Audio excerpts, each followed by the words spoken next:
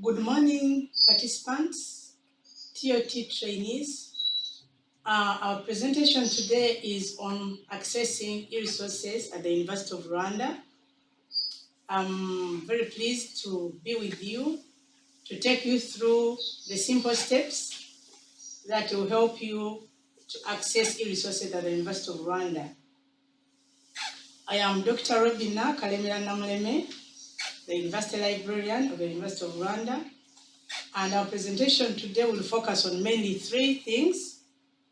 One, we shall look at the online resources, what they are. Two, we shall also look at why we should need them, why we should use them. And then we shall also consider something to do with what can we access at the URL and how can we access the resources remotely. So after that description, I'm sure by the end of this presentation, short presentation, you should be able to guide other students and users on how to access e-resources, especially in the context of COVID-19, where you're going to be studying and learning from home. So with the outline now presented to you, I'll go to the main points which I want to cover this morning. We'll look at what online resources are, and then we get to understand what they are, and then we can know how to use them thereafter. So briefly, an online resource is any information that can be accessed using a computer. So whatever information you can find and access using a computer is an online resource. It can be an electronic version of a print material, or it could be electronic only. In both cases, that becomes an online resource. It could be a video, it could be a print that has been made in soft format. All those are online resources. And we'll look at the scope of online resources to know broadly what can be included in the online resources. So when you're online, you can find electronic journals, especially because you're a student. I'm sure you're familiar with these. You can find electronic books. There are also databases, which are the containers that have all those e-resources, e-books and e-journals. And you could also find reference materials like dictionaries, like encyclopedias, like handbooks online to help you understand what you're trying to understand. So the online resources will meet different needs. For instance, if one is doing research and is exploring a new topic, a new subject, but very specialized research, they could find mainly the information from e-journals and e-books and databases. But if you want a quick definition of a key concept in your discipline, you'd use a handbook. I want you to know that there are handbooks online that you can also access. There are also reference materials like encyclopedias that you can use to find general information. Also, there is online information on official databases like the UN, on official websites, like the UN website, government data department websites, all of which provide essential information, which is not necessarily found in e-books and e-journals, but is essential for learning and research purposes. So when you're talking about e-resources, I want us to broaden our minds from just specific e-journals and e-books to broader e-resources beyond e-journals and e-books. And that means that websites and publications on websites. Like if you want information on what is the what is the national curriculum framework of Rwanda, how do I get graded and whatever, you'd go to the HEC website. Such information would not be in a journal or in an ebook, but then you can find that information from our website. Things like how are we performing on the SDGs, you could find that maybe on the UN website. So I'm trying to give to explain that e-journals and e-resources can really help a lot, because you have a broad range. The scope is quite wider than just the print books that we can provide in the library. And because of the fact of COVID, we are really focusing mainly on e-resources for today, because we think the students that you're going to be supporting will really be interested in knowing how to access library resources and online resources remotely.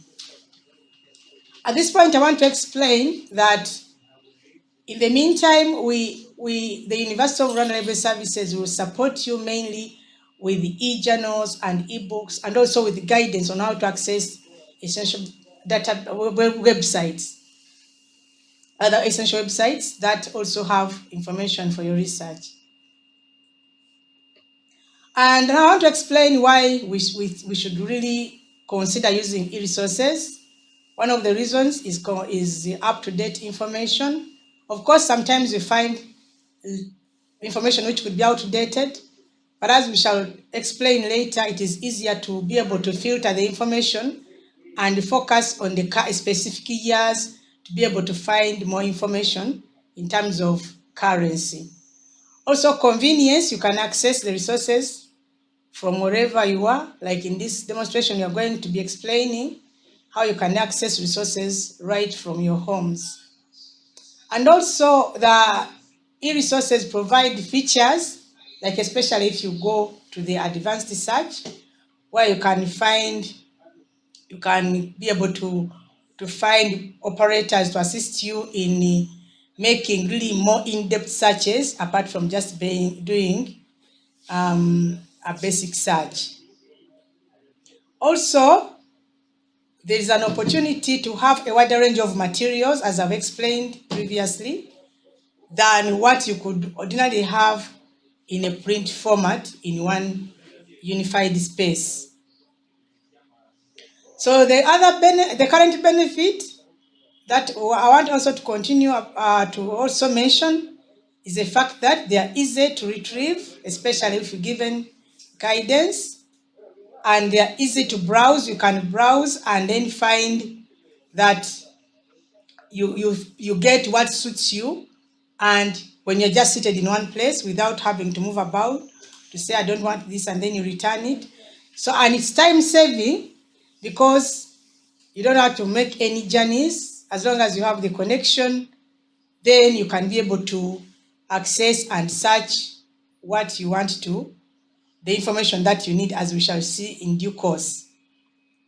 So I want to highlight the fact that the most important benefit of using e-resources is the fact that they enhance research activities, that one can write a paper overnight, which would not be possible if you had to go to the library, find the physical books and do, so the online resources have made the academic life a lot easier by bringing all the resources to you at one place, and then you being able to use them for your research. I want to explain briefly here, just for your information, that there are several modes of access to e-resources. The first mode is IP access, which is when you're on the campus. This is the access that we originally had, where we really were limited by IP, and you all know that we were saying all your resources can only be accessed at campus. So that means at that point, only people who are authenticated had only to use the resources from within UR. Then there's another kind of access, which is by username and password, which is also another way of access. We have resources that we obtain, and the providers dictate that they must be accessed by username and password. These are normally provided, and even in this demonstration, I'll provide passwords just in case you search and you get in touch with resources that require a password. Then there are open access resources which do not require a password. In such a case, also we know resources like the ones that we find in the open access books and open access e-journals. Those are free and they can be accessed for free. Can be accessed without using any authentication. In this demonstration, I'm going to show access with authentication because the UR has paid for the resources and he thinks that the students of the University of Rwanda should be our primary customers, and so we should be able to give them the usernames and passwords for them to be able to access the resources even when they are from home. So it is an IP access, but with username and password, because now you're going to be accessing from home. I wonder whether at this point there is anyone who wants some clarification or has any questions that I can respond to, especially on the mode of access, before I can move to the next point. Okay. Okay. Thank you. I want to now go to the issue of remote access via EZ proxy that has been provided by the University of Rwanda. This is a service the university has paid for to ensure that the students and staff can be able to work from home comfortably without worrying that they will not be able to access the e-resources, because we know that we are not allowed to use material that is not peer reviewed. So we have come up with this.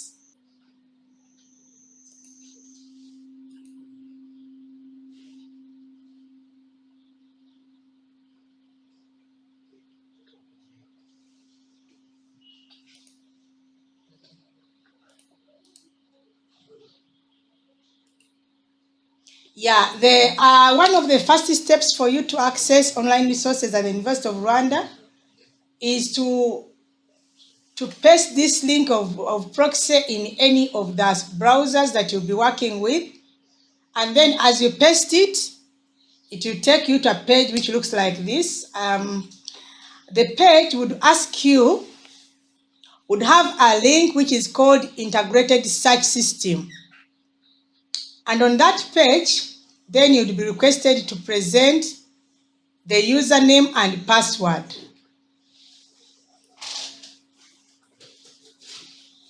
So when you click on it, because for me I've already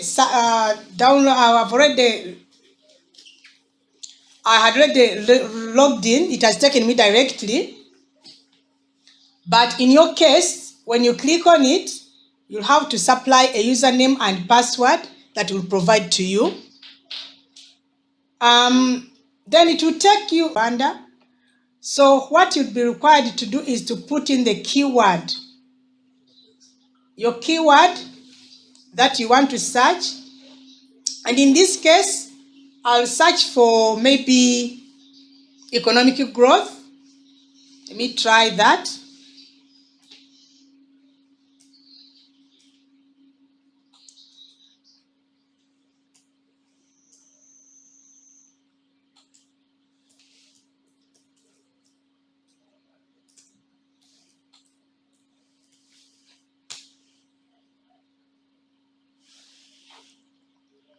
So this has been a basic search that I've conducted, and it has given me several results, as you can see.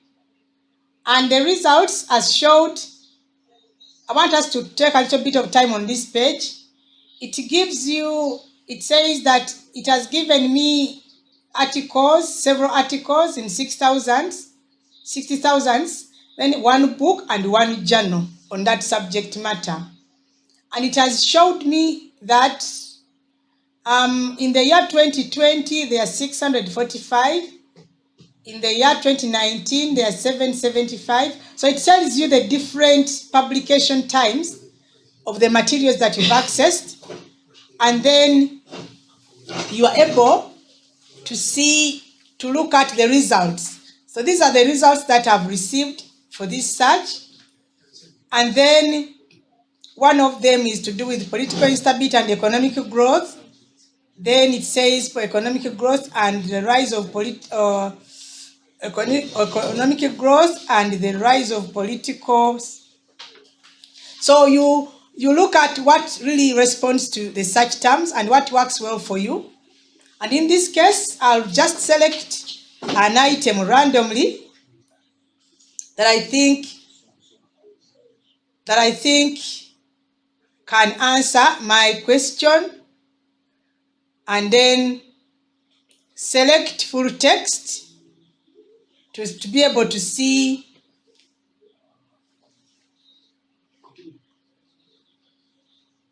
so I've selected full text from my results, and the system is trying to search. And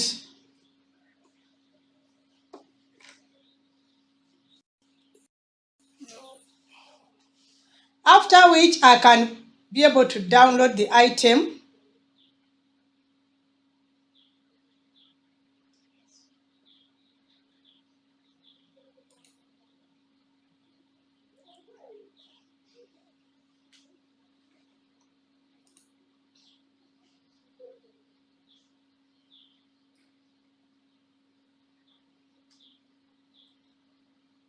So the item has 272 pages that I've been able to download. Then I can be able to continue reading the item.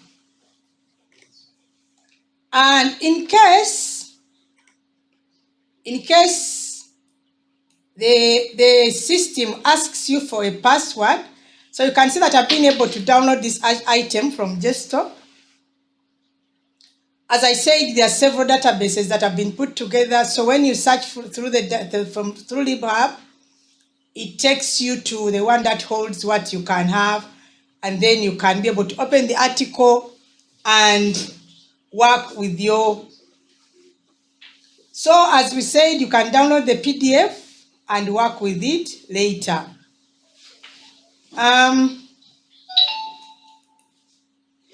Secondly, sometimes you can search for items which will require you to have a password, which are especially from Research for Life. Because Research for Life does not allow us to make the passwords public, because each country is given specific usernames and passwords.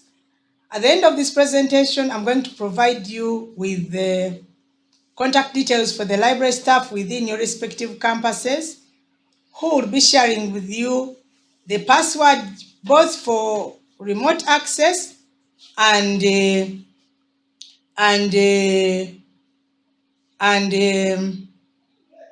Research for Life. Because I cannot provide the passwords on streaming, these are going to be given to you through text. I wonder whether the coordinators can do that for me, that they can pass the passwords and username to the participants, but not on stream. Yeah, later on, through this, later on after the presentation, you'll get the passwords and usernames, but you need to know that these, you'll share them with your fellow students, but they are not for public use, because if we misuse them, we shall be disconnected and then the service cannot be enjoyed. So because of that, we need to make sure the passwords and usernames are used by the authorized users, and who are UR students and UR staff. To continue also, the demo is almost is finished because I've showed you how to download. I want also to talk about the fact that you may need to have further information in case you have a question, or in case you try to download something and it's not working, or you've not been able to access for some reason. There are contact details in this presentation that you will have to contact in each campus. There are also telephone numbers that you can call to be able to get further help and support. So I didn't want to make it too big because this is mainly focusing on accessing resources remotely, but then further trainings will be conducted on more in-depth things like doing advanced searches and basic searches. But for today, we have mainly focused on the resources that are available and how we can access them remotely. I thank you very much for your kind attention.